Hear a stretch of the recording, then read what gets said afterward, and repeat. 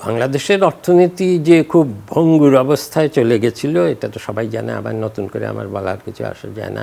আমি নিজে অর্থনীতিবিদ হিসাবে আমার ধারণা ছিল যে এই ছাত্র জনতার অভ্যুত্থান যদি নাও হতো তাহলেও বাংলাদেশের অর্থনীতি যেই দিকে যাচ্ছিল তাতে করে কিছুদিনের মধ্যেই ডলারের সংকট প্রচণ্ডভাবে হতো।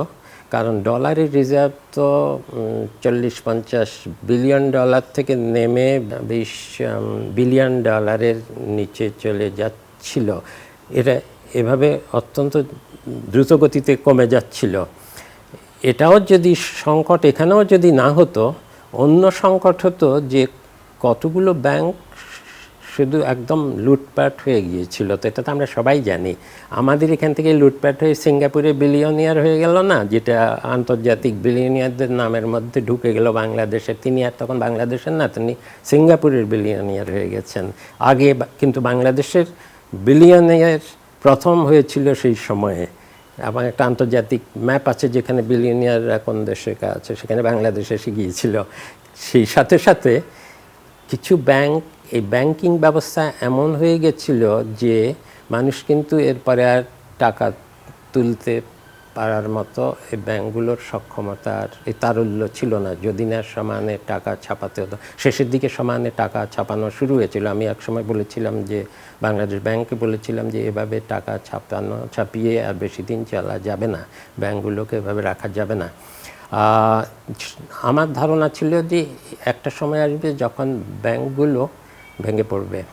তখন আর একটা ব্যাংক যদি হঠাৎ দেউলিয়া হয়ে যায়, এটা কিন্তু আস্তে আস্তে সংক্রমণ করে সব ব্যাংকই এটার প্রভাব পড়তে থাকে।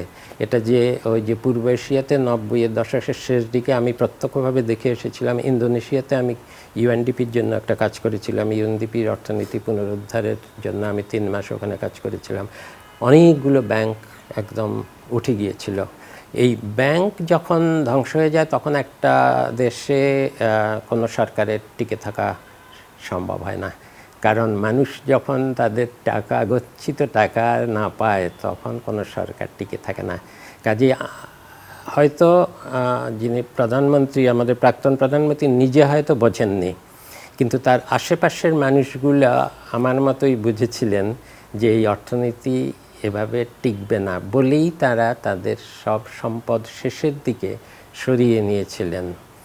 এই যে বলা হয় যে এখন তো আর টাকা পাচার হচ্ছে না, তাহলে এই টাকা জমা হচ্ছে না কেন? জমা হওয়ার তো ব্যাপার না। ব্যাপার হলো যে যেভাবে রিজার্ভ কমে যাচ্ছিল সেটা তো আর এখন কমছে না। প্রতি বছর 2-3-4 বিলিয়ন করে যে কমে যাচ্ছিল, সেটা তো পাচার হয়েই কমে যাচ্ছিল, সেটা আর কমছে না। অন্যদিকে যেই টাকাগুলো চলে গেছিলো সেটা হুন্ডির মাধ্যমেও চলে গেছিলো। হুন্ডি মানে হলো যে মধ্যপ্রাচ্য থেকে সিঙ্গাপুর বা যুক্তরাষ্ট্রে গিয়ে এটা রিটেইল থেকে হোলসেল, মানে অনেকের থেকে বিদেশে কর্মরতদের ডলার একত্র করে একটা ব্যবসা, সেখানে যারা অনেক মিলিয়ন ডলার একত্র করে, তারপর সেটাকে হুন্ডির মাধ্যমে এখানে টাকা দিয়ে সেখানে কিনে নেয়। এটাও চলছিল। এটা বন্ধ হওয়ার কারণেই কিন্তু এখন যে হঠাৎ করে রেমিটেন্স বেড়ে যাচ্ছে, এই রেমিটেন্স বেড়ে যাচ্ছে কেন? কারণ ওই টাকার পাচার হচ্ছে না। একদিকে ওই রিজার্ভ কমছে না, অন্যদিকে ওই হুন্ডির মাধ্যমে রেমিটেন্স অন্যদিকে চলে যাচ্ছে না বলে রেমিটেন্স আমরা বেশি পাচ্ছি। তাতে করে অর্থনীতির যে অনেক টানাপোড়েন আছে, তার মধ্যেও যে আমাদের বৈদেশিক লেনদেন একটা স্থিতিশীল অবস্থায় এসেছে, টাকা ডলার যে একটা স্থিতিশীল অবস্থায় এসেছে, এটা কিন্তু আসতো না যদি ক্রমাগতভাবে ডলার চলে যেতে থাকতো। জিডিপির প্রবৃদ্ধি কমেছে। এবছর যে বছর শেষ হলো, এই বছর তো এটা আমাদের বছর না, কিন্তু আমাদের বছরও জিডিপির প্রবৃদ্ধি 5% বা এরকম হবে, কম, আগের থেকে কম।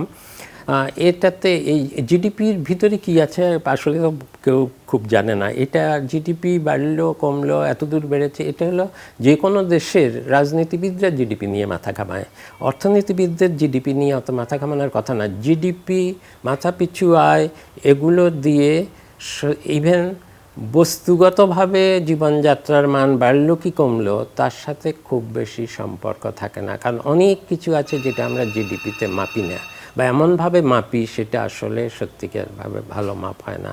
বরং আমরা যেগুলো দেখতে পাই সেগুলো একটা হলো স্থিতিশীলতা কেমন হচ্ছে, দেশে মূল্যস্ফীতি আছে কিনা, তারপরে রপ্তানি আয় সেটা দেখছি, বৈদেশিক বাণিজ্যের লেনদেনের ক্ষেত্রে ভারসাম্য হচ্ছে কিনা, রিজার্ভ কমছে কিনা, এগুলো তো দৃশ্যমান, এগুলো দেখছি।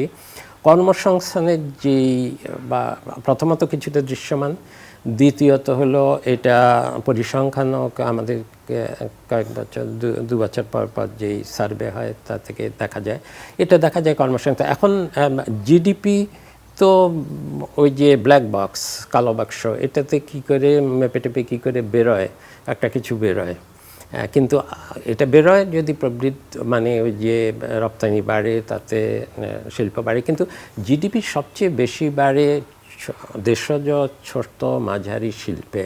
আমরা কেবল তৈরি পোশাক রপ্তানির দিকে তাকাই, তার কারণ হলো ওটা দিয়ে বৈদেশিক মুদ্রা আয় হয়, আর আমরা কেবল রেমিটেন্সের দিকে তাকাই, সেটাও বৈদেশিক মুদ্রা, সেটা হলো বহির্বিশ্বের সাথে লেনদেনের ভারসাম্য, ডলার টাকার দামে সেখানে। কিন্তু দেশের ভিতরে মানুষের জীবনযাত্রার মান এবং উৎপাদন, জিডিপি মানে তো উৎপাদন, সেটা সেবা খাতেই হোক আর দ্রব্য খাতেই হোক, সেই উৎপাদনের অধিকাংশই তো হয় মাঝারি, ক্ষুদ্র এবং ক্ষুদ্র শিল্পের থেকে। এবং এখানে তো আমি জিডিপি কী হবে তার থেকে হলো এই কর্মকাণ্ডগুলো বাড়ানো যায় কী করে, এবং এই কর্মকাণ্ডগুলো বাড়ালে মানুষের আয় রোজগার কী করে বাড়ে। আমরা সবচেয়ে বেশি জোর দিচ্ছি স্থানীয় পর্যায়ে যে প্রকল্পগুলোতে মানুষের আয় রোজগার বাড়ে, সেগুলো যাতে এই প্রকল্পগুলোর দিকে বেশি জোর দিচ্ছি।